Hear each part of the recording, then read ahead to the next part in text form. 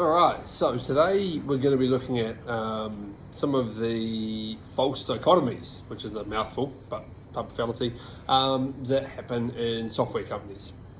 So, talking about this today because I've seen a few articles posted up where people are making this mistake. They're making it about a concept versus a concept, as if it has to be one or the other. In general, the most common place you're going to see this is with agile approaches at the moment in software companies talking about, well, we've got to be agile, so we have to do the agile thing. Your company doesn't have to commit to one or the other for everything, so that's already a sort of black and white false dichotomy.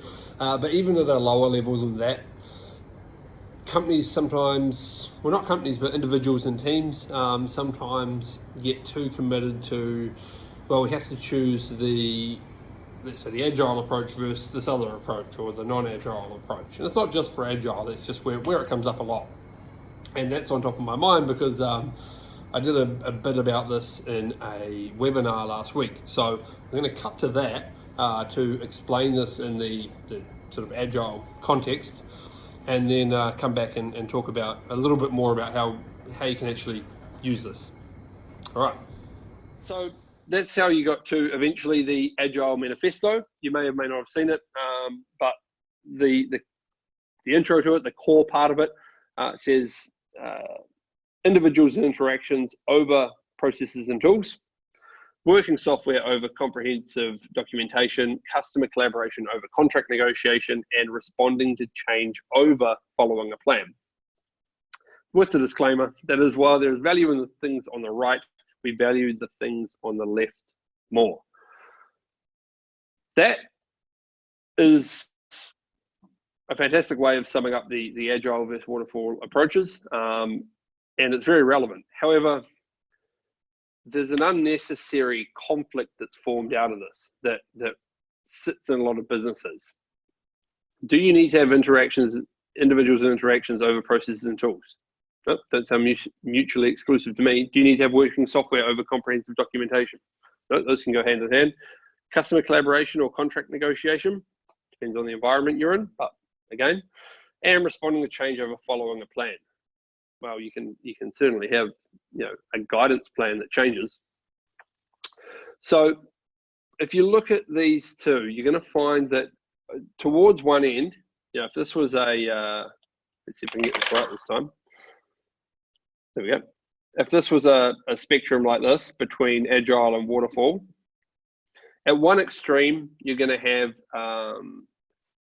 the two guys I mentioned earlier. They are starting up a software company at their dining room table.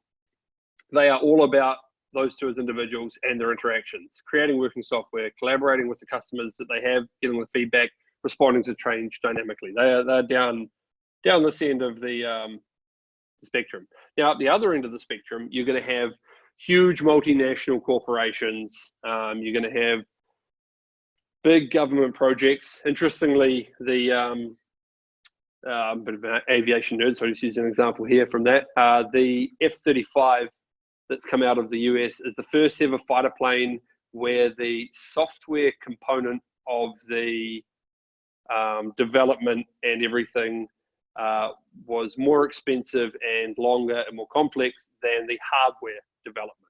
So it really is a flying piece of software that's got some hardware to make sure it can sit in the air. So if you're going to look at something like that, by nature, you're just going to have more processes and tools, more comprehensive documentation, more contract negotiation definitely, and more strict following of a plan. So they're going to be more down the other end of this extreme. I'm not saying there will be full waterfall as teams and that as it breaks down through the teams, you're going to end up on the more agile side of it, but they're going to be towards this end of the waterfall. Now, your business is going to be somewhere in the middle here. The problem is when people try and use these two extremes as conflicts, as a conflict point to argue over. So you've got the developers who would really love everybody just piss off and leave them alone, and they can just develop to their heart's content. They are absolutely on the agile side. That would be perfect for them.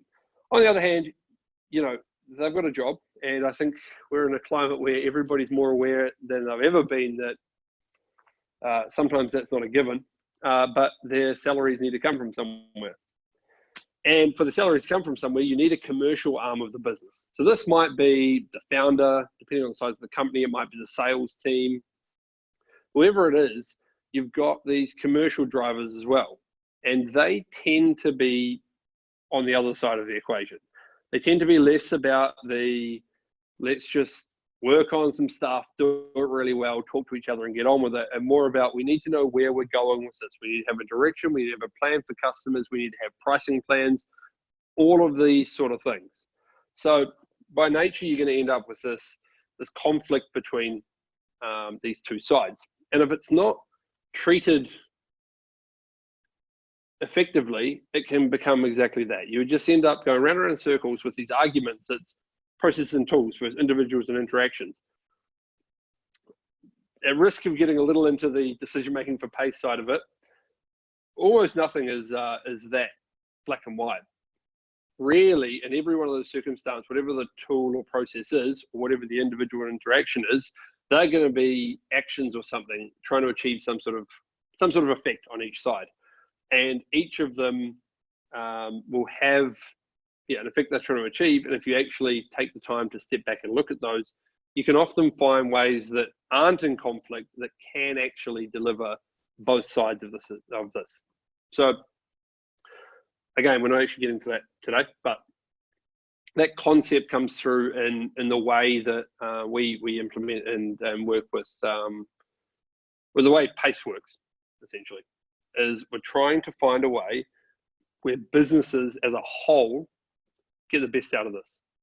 The problem with people not, if you give up on the waterfall side of it and you focus solely on the agile side of it, people might be clipping along, making code, doing all sorts of things.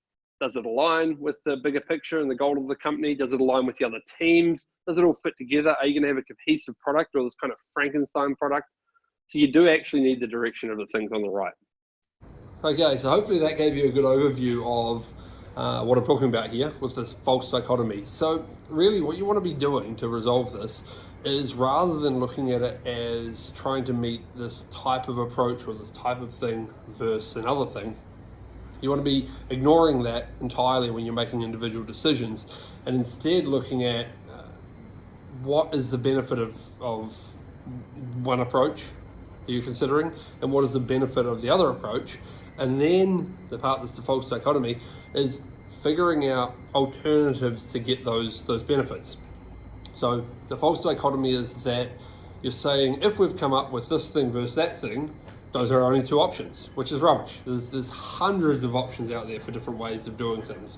So sticking with something because it's the first thing that came to mind is an awful way to make a decision. What's even worse is spending hours, sometimes days, weeks, months, arguing over this with other people in the business, when instead you could take a step back and consider why those things were considered anyway and what you can do that's not mutually exclusive. Instead, to alternative actions, or one alternative action that gets you both benefits. So that's the best way to handle this, and don't fall into the trap of planting your flag in the ground on some ideology and then defending it just because you've said you'll do that kind of thing. Consider each decision independently and consider what's the benefit you're going to get out of this and how can you do it with another alternative that's not one of the two that just arose in the first place.